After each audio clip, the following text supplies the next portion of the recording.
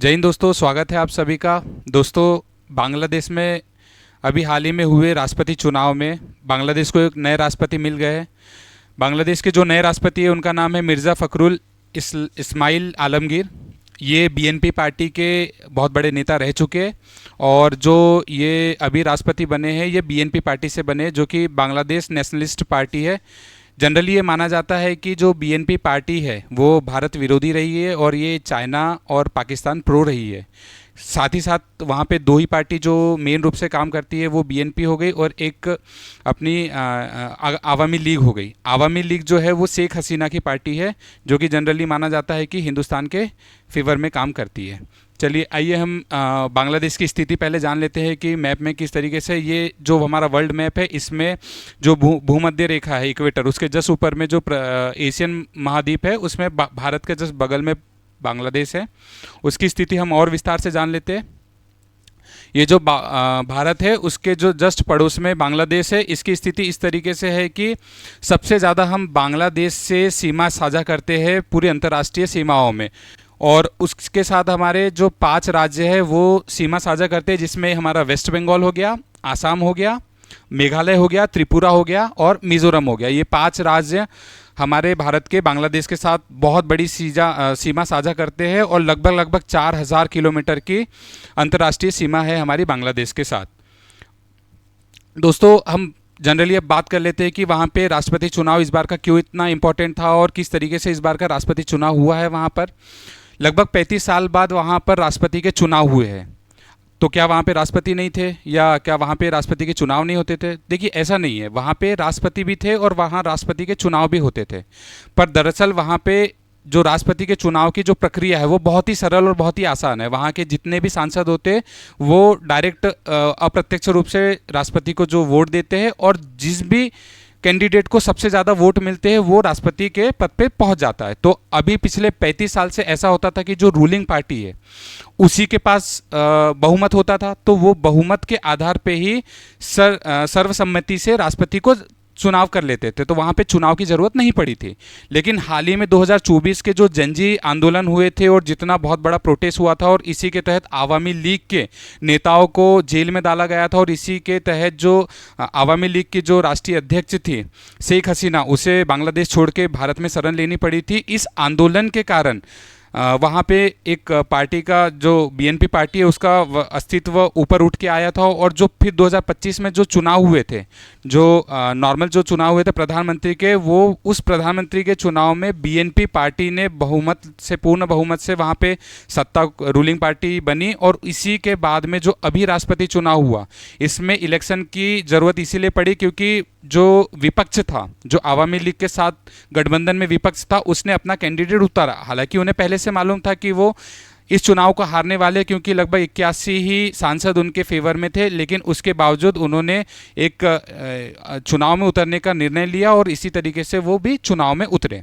और जो BNP party के जो कैंडिडेट थे हमारे ये मिर्ज़ा फ़खरुल इस्लाम आलमगीर, इनको लगभग 145 वोट मिले हैं और इसी के साथ वो वहाँ के नए राष्ट्रपति बन चुके हैं। वहाँ पे जनरली जो मैंने आपको बताया जैसे पहले कि बीएनपी पार्टी और आवामी लीग पार्टी, ये दो ही पार्टी जनरली वहाँ पे सत्ता में रही है। और वहाँ पे जो 2024 में जो आंदोलन हुआ था उसके पीछे का रीज़न सबसे बड़ा यही था कि पिछले 15 साल से आवामी लीग की ही सत्ता में थी और वहाँ पे एक नियम था कि जब भी चुनाव होने वाले रहेंगे तो वहाँ पर एक केयर टेकर सरकार लगभग चुनाव तक में काम करेगी। इससे निष्पक्ष तरीके से चुनाव होने की संभावना होती है। लेकिन जो आवामी लीग जो है, जिसके जो प्रधानमंत्री जो थी शेख हसीना, उन्होंने केयर टेकर प्रधानमंत्री का जो प्रचलन था वो ख़त्म कर दिया और खुद ही आखिरी तक, जब तक चुनाव नहीं हुआ तब तक खुद ही प्रधानमंत्री के रूप में बनी रही। इसी के कारण विपक्ष ने और जो बीएनपी और जो बाकी पार्टियां हैं उन्होंने काफ़ी विरोध किया और इसी के कारण जो जेनजी प्रोटेस्ट था वो काफ़ी उग्र हुआ था और इसी के कारण आवामी लीग को अपना अस्तित्व खोना पड़ा था और बीएनपी भी सत्ता में आई थी। आइए हम इनके बारे में जान लेते हैं। ये बीएनपी के बहुत बड़े नेता रह चुके हैं और इनका जो 2026 के संसद में उन्हें राष्ट्रपति चुना है वो बांग्लादेश नेशनलिस्ट पार्टी बीएनपी के वरिष्ठ नेता है, 78 साल के हैं और उन्होंने काफ़ी इम्पोर्टेंट पद संभाले हुए हैं बीएनपी में। और इन्होंने भारत के साथ संबंध सुधारने की भी काफ़ी कोशिश की है। इसीलिए ये माना जा रहा है कि आने वाले समय में भले बीएनपी चाइना और पाकिस्तान प्रो पार्टी रही है, लेकिन उसके बावजूद ये माना जा रहा है कि ये भारत के साथ अच्छे समझौते और रिश्तों को ठीक करने की पहल करेंगे। जो आम चुनाव वहाँ की जो संसद प्रक्रिया में है उसमें मैंने जैसे आपको बताया था कि वहाँ पे डायरेक्ट भारत की तरह नहीं बल्कि डायरेक्ट चुनाव होते थे, लेकिन जो संसद का जो चुनाव होता है, जैसे हमारे यहाँ पे संसद में 2 हाउस होते हैं, एक लोकसभा और एक राज्यसभा, उसी तरीके से वहाँ पर सिर्फ एकल संसदीय हाउस का सिस्टम है। उसमें उसे जातीय संसद बोला जाता है, जिसमें लगभग टोटल 350 सीटें हैं।